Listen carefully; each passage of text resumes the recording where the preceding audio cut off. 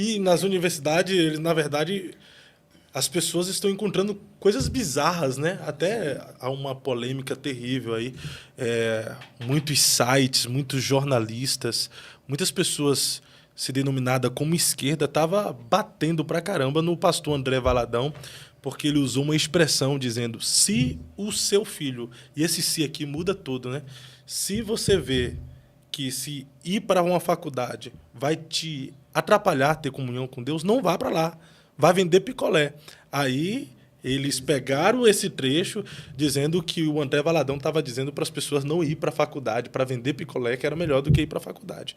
Ele falou que se o cara perder a salvação, se ele vê que vai perder a salvação em ir para a faculdade, então que não vá, que vai vender picolé. E as pessoas vão lá e pegam um trecho e acabam criticando, porque, de fato, na faculdade é que está havendo grandes bizarrices.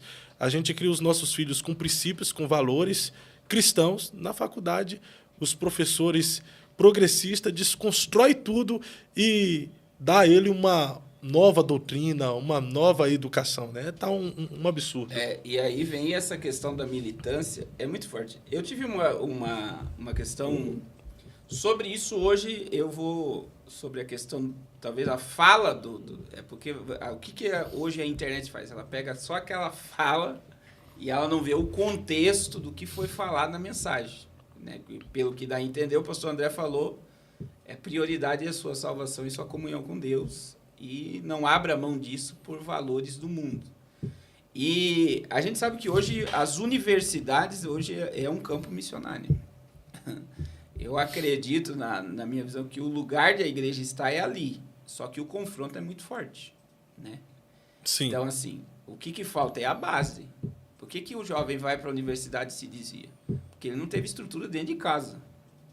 No conceito religioso dele, ele não se identificou como cristão. Porque se eu sei que eu sou de Cristo, eu posso estar onde eu for, eu sou de Cristo. Eu vou ser luz no meio das trevas. Sim. Agora, o que acontece? Quando há dúvida na minha identidade de quem eu sou de verdade, o que for colocado pode ser aderido pela minha personalidade. Você está entendendo?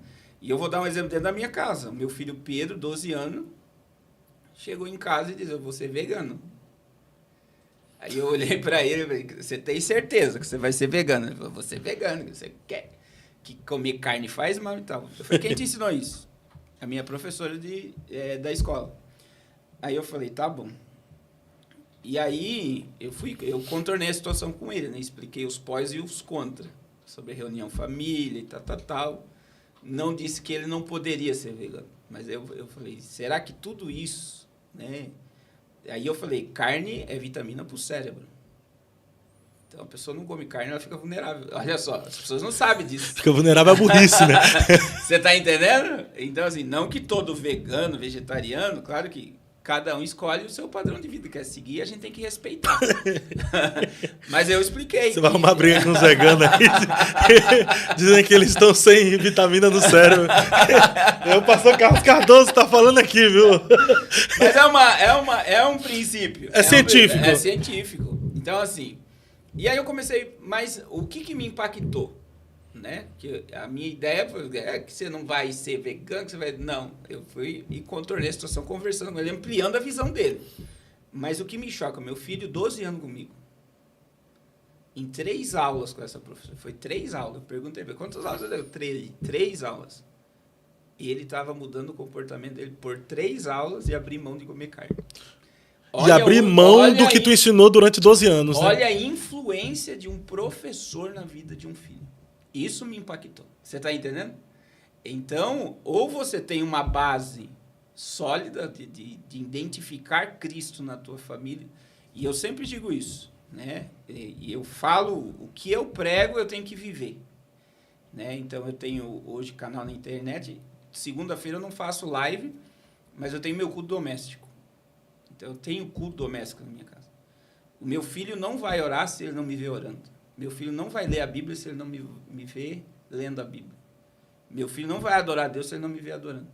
Então, os filhos é o reflexo do pai.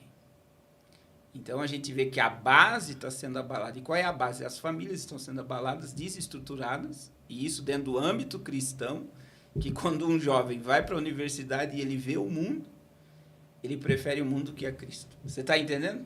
Eu entendi perfeitamente. Então, não é a universidade. Já é uma desconstrução dentro do sistema religioso, sistema familiar, que o jovem não se identifica nem em sua família e nem na questão religiosa, que quando ele vê o mundo que está sendo oferecido, ele fala, é isso que eu quero para mim.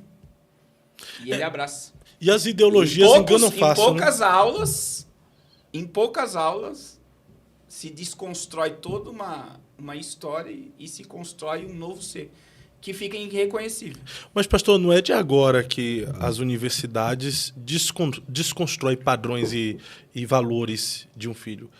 Eu me converti há 15 anos atrás e eu tive amigos que se converteram comigo, outros já eram de um berço cristão. Quando foi para a universidade, desvirtuou, se tornou cético, ateu, outros foram para outras religiões, outros se tornou pessoas meio que quadrúpedes, né?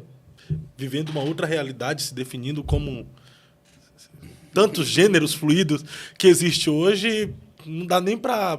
Até a sigla do LGBTQY e a cada dia aumenta uma letra, né? Porque são muitos gêneros que não dá para acompanhar. Então, as pessoas estão se transformando muitas coisas a ponto delas mesmas não saber o que elas são. Até surgiu aí recente um rapaz se autodenominando como boy seta. Desculpe aí os telespectadores, mas foi isso que o cara se definiu. Aí ele falou que não se definia como um homem, nem como mulher e nem como um homem, e a definição mais coerente para ele e para outros que já existia essa definição era boy seta. Que praga! É o fim. Aí, tipo, eu tô criando minha filha tá 11 anos, eu tento todas as formas, e chega na universidade, a minha filha é bombardeada por esse número de ideologia. De fato, se ela não tiver uma base forte em casa, ela vai acabar se deixando levar por essas... E hoje, a questão hoje, por exemplo, a gente começou na droga e veio. Mas você vê que é uma agenda mundial. Então, eu vou dar o exemplo agora de Louisiana, nos Estados Unidos. O governador do estado determinou que todas as universidades e escolas era para colocar o 10 mandamentos no campus e em todas as salas de aula. E aí, uma associação do Estado laico americano entrou com um processo contra o Estado por ferir a liberdade religiosa. Então, quer dizer, e qual é o problema de você colocar os 10 mandamentos? É porque é a palavra de Deus. No Brasil, por exemplo, o Barroso teve agora num fórum internacional e ele falou da preocupação da extrema-direita, que hoje é o que Macron dissolveu lá o Parlamento Europeu e falou da preocupação da extrema-direita, porque a direita ganhou, ele dissolveu o Parlamento e chamou novas eleições. No Brasil também vem o termo extrema-direita, só que agora eles estão ligando a extrema-direita à religião. Então, no discurso do Barroso, ele fala que é o princípio judaico-cristão que está fortalecendo a base de extrema-direita. E não é a religião e nem os sistemas religiosos, é a palavra. Então, hoje, você ser cristão, você defender o que está escrito na Bíblia, não é uma placa denominacional. Né? Que eu sempre digo, Jesus não veio fundar uma religião, uma placa. Jesus veio estabelecer um reino. E a base do reino é a palavra. Então, assim como existe a Constituição da Terra, existe a Bíblia. Então, nós temos respeito às autoridades, que é bíblico, né? Toda autoridade é constituída, mas o que rege a vida do salvo é a palavra. Então, veja que essa agenda, ela não é Brasil, ela é mundial. E aí, eu digo aqui a todos, que é um alerta a todos os pais, que no Brasil, por exemplo, a gente não é a Universidade Federal o problema. A China está comprando todas as universidades privadas do Brasil. É mesmo? Então, eu tenho um amigo meu que trabalha numa universidade no interior de São Paulo, em Presidente Prudente, e a China foi lá e a família não quer vender de jeito nenhum, e eles vão aumentando a proposta. Por quê? Porque eles querem comprar todas a universidade privada. Qual é o propósito? É uma lavagem cerebral anti-Deus mesmo. É apagar Deus da história. Então, hoje, é uma agenda. Então, como é que você consegue é uma agenda marxista, né? É uma ideia da cartilha de Karl Marx? Se você fere o princípio de inocência de uma criança, você domina ela a vida toda. Então, o que eles querem perverter? Quando você olha para um pequeno, um adolescente, um jovem, se identificando como uma planta, se identificando como um cachorro, que nem agora teve lá em São Paulo, né? Um monte de... Eu sou um cachorro e coloca focinheira. Eu sou uma ovelha. Aí tem aquele vídeo lá, eu acho que foi da Colômbia, uma menina se vestiu como uma cobra, outro se vestiu como um cachorro. No Japão, o cara comprou uma roupa do cachorro e ele se veste como cachorro. Como também agora tem outra vibe, que é os adultos se transformando em criança, chupando chupeta, usando fralda, tomando mamadeira. Esse aí dos animais é transespécies, né? Transespécies. Ou seja, é um cara que se define como diversos animais. E aí você vê, é o quê? É uma agenda para bloquear, e aí vai tudo contra o que Deus criou, né? Então, a afronta é o próprio Deus. E é aí que eu venho na questão do Apocalipse. Mas toda ação gera uma reação. E espiritualmente também, isso aí é o próprio Satanás também querendo descaracterizar o homem como imagem e semelhança de Deus, né? Aí vem Paulo, né?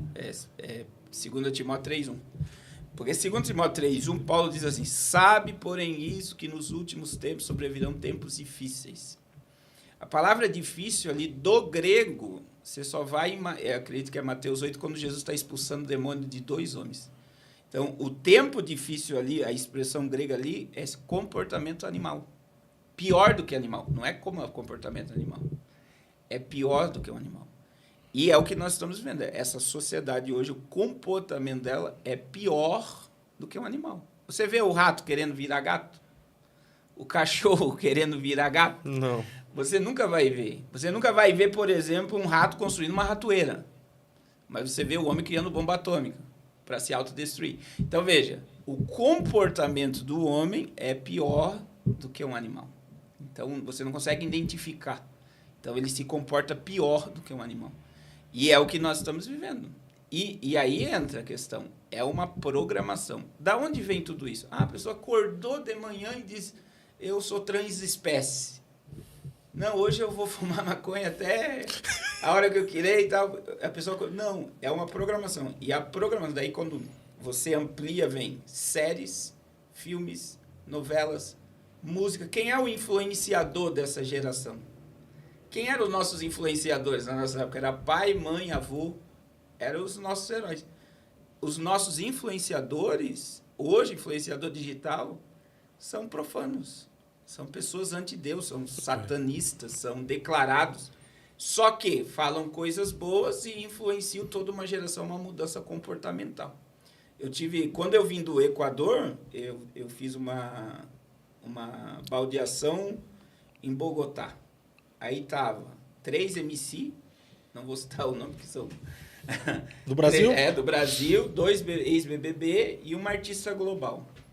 Estava vindo de algum evento, de algum lugar. E eu nunca vou esquecer.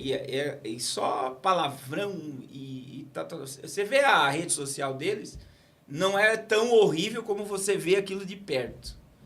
Aí teve uma MC até dessa que ganhou nenê esses dias. Para quem quiser saber, ela ganhou nenê. Essa, ela pegou e ficou em pé, antes do avião, era 6 horas de viagem. Ela ficou em pé e falou, ó, eu tive no meu psiquiatra, e ele me receitou esse remedinho aqui, se vocês tomarem, vocês vão dormir a viagem toda, que a viagem é muito cansativa. E aí, quem quer? Daí todo mundo, eu quero. Daí todo mundo pegou. Aí você analisa. Ela falou, eu tive no meu psiquiatra, e ele me disse, é essa pessoa que tem lá 500 mil seguidores na época, quando eu vi, e que influencia uma multidão de gente. Então, essas pessoas, elas são pagas para mudar o comportamento. Então, a sociedade que nós estamos vivendo, ela é a favor da depravação. E aí vem, vamos lá, na questão apocalíptica. Mas que negócio é esse de apocalipse? Jesus foi muito claro em João 3,19.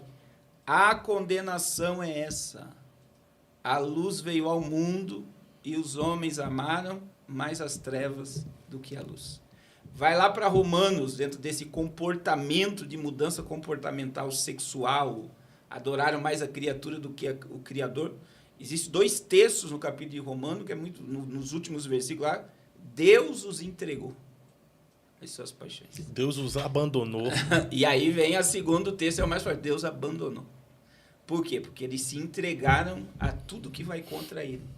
E qual é a ação do céu contra essa ação humana? A reação do céu é a ira, é o juízo. Então, o Brasil, né, que nem essa questão da liberação do tirar o feto, liberação da droga, ser contra o Estado de Israel.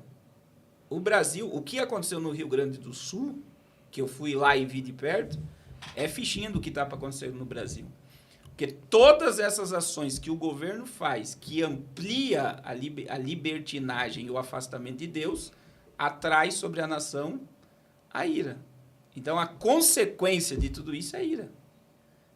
Cada vez mais a sociedade se afasta, a ira de Deus vem. Até a questão do governo ser contra Israel, né? É pesado demais. Zacarias 12:3. Farei de Jerusalém uma pedra pesada contra todos os povos que se levantaram contra ela. Então, assim, Jerusalém é um epicentro, é um peso de juízo, você se levantar contra Israel. E o que nós estamos vendo, né? Dentro desse cenário escatológico? O mundo amando a Palestina e odiando a Israel. O que o mundo está atraindo?